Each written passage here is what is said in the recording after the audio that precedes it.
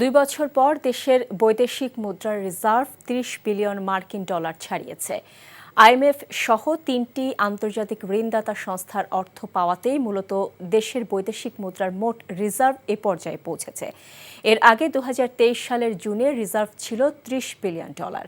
কেন্দ্রীয় ব্যাংকের মুখপাত্র আরিফ হোসেন খান এনটিভিকে জানান, আইএমএফের 2 কিস্তিতে 134 কোটি ডলার, এডিবির 90 কোটি ডলার সহ জাইকার ঋণ সহায়তার অর্থ রিজার্ভে যুক্ত হলে মোট রিজার্ভ 30 বিলিয়ন ডলার ছাড়িয়ে যাবে।